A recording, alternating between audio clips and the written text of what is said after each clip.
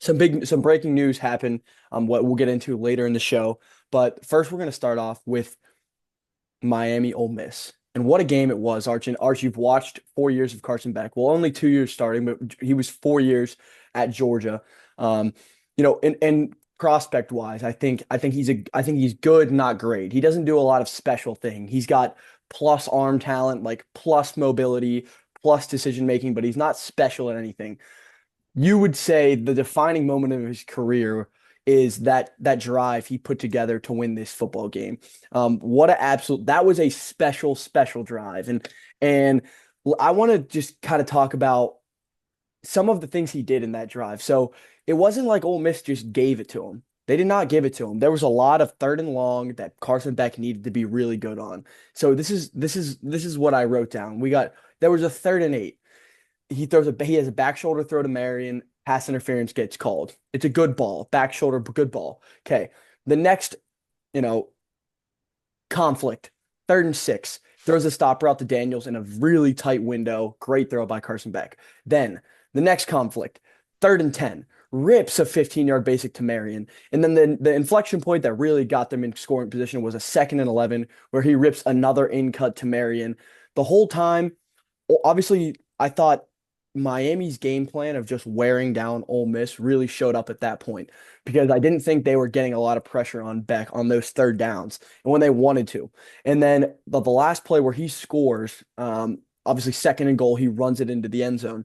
Not Eccles, Williams, their other defensive tackle. His butt is on the ground and he's literally just laying there, and he's got to be so tired, so dead. And we talked about that early in the show, early last week's show. We said, they rely on their interior D linemen, Ole Miss that is. They rely on those interior D linemen to make a lot of plays. They both have 55 plus tackles. Nobody in the country can really match that in terms of interior D line play. And on the 88th play, they are just gassed, just gassed. And I just thought that was a brilliant drive by Carson Beck. And this is why you brought him to Miami. Dude, there's games he has where you want more from him. And I don't even know if I trust him. Sometimes you can't trust him in the national championship coming up. We don't know what type of Carson Beck we get. But what a moment for him. That's the story of this game. Yeah, I mean, I would have to kind of echo that sentiment. I guess all game long, I don't think any team really like lost it at a certain point where like you could kind of see in prior playoff games where teams made mistakes. It was just in certain spots teams executed, and Miami executed at will on that final drive with excellent progressions, throws, and reads from Beck, excellent catches by Marion, and excellent pass pro by Mark Fletcher and their offensive line. Like their tight end was getting involved. Bauman or Jake Loro's, Bauman, yeah, Jake Loro's buddy. Shout out Jake Red Loro. Bank Catholic.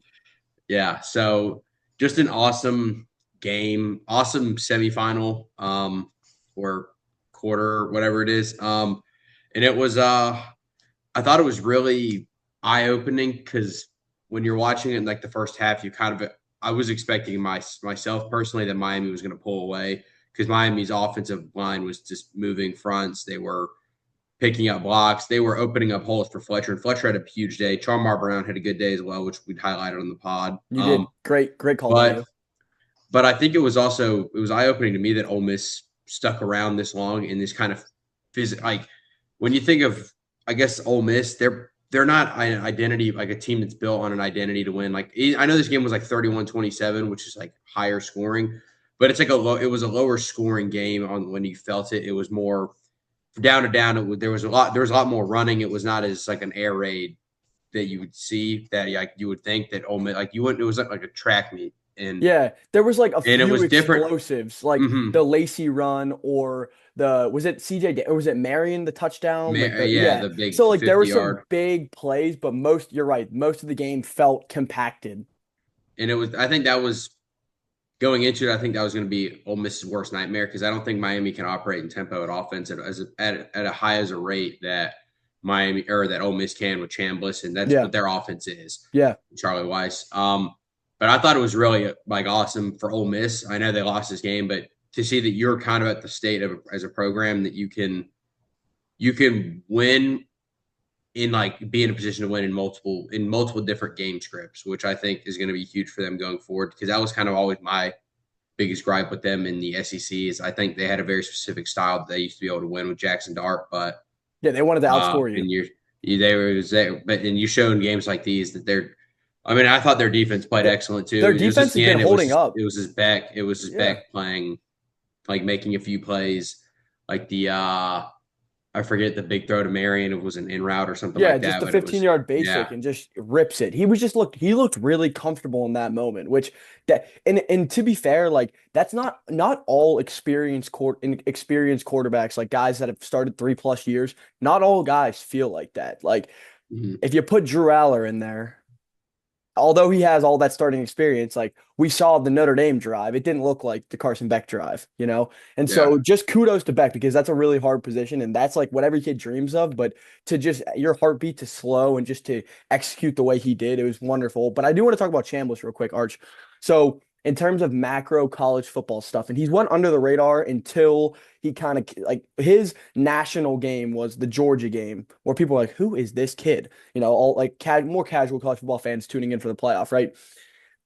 Compiled a list of guys who, when I watch the game of college football and they get the ball in their hands, you think every drive is going to end up in a touchdown.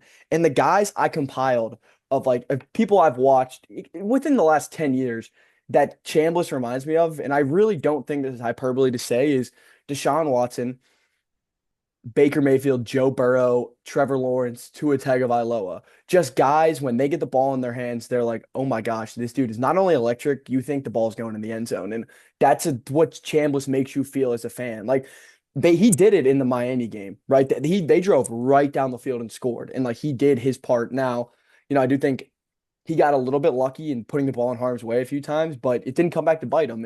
And I just think as a college football fan, what a year from Ole Miss, what a year from the drama to the breakout of Chambliss, because forget 5-star Austin Simmons was supposed to be the next guy in. The lefty, you know, and it ended up being Chambliss after an Austin Simmons injury. So just what an awesome just story from Chambliss. And there's been a ton of really good storylines this year in college football. None better than the Indiana storyline, but damn, the Chambliss Miami storyline has been one of a kind. What do you say? What do you say about Trinidad Chambliss?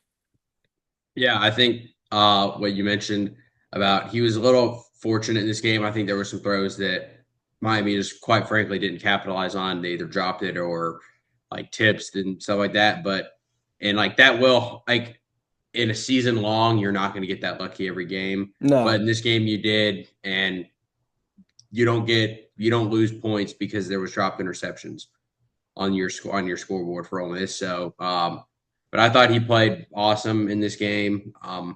Like I said, or I didn't think anyone like there was no play in this game that I was like, oh, that team lost the game by doing that. It was more like hmm that team won the game. Like Miami just went out and took the win, yeah, and I didn't feel any like there was just like a bunch of missed opportunities. But yeah, Chambliss is he's dynamic.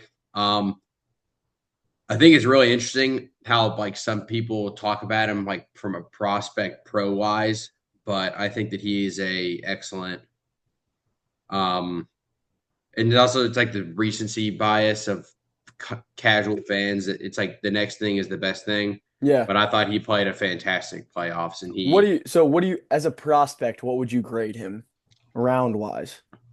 Well, I mean, I would say he's in the mix of where these quarterbacks are. I'd say he's probably quarterback. Well, we'll talk about it later, but with more staying, it's different. But I was saying he was going to back the probably quarterback three or I don't even remember other than I mean, it's right off the top of my Mendoza, head. But Simpson, and then probably Chambliss, right? yeah, okay, he would be QB4 if Dante stayed because I think that I would have Simpson over him, and I would have. But now with more like QB3, but it was just people like and this is like national people that have they allege that they cover college football, but they don't know who this guy is, and they just like, oh, he should be the first pick in the draft. After watching the Georgia game, and it's like, yeah, he's a great player, but there's a lot more. There's a little more into that than just Mendoza's six yeah, five, 73% completion yeah, percentage. Like we just haven't been paying attention to the sport. yeah, I do think I like Chambliss a lot, though. I do think if I was a team in the first round, I think that's a guy, especially like in like the Jordan Love draft, where like he's not a draft and stash. I'm just saying in terms of like in the 20s, that's a good 20s draft pick. I think somebody may even reach, and it might not even be a reach. I think he's really good. But I do want to move on to the next game.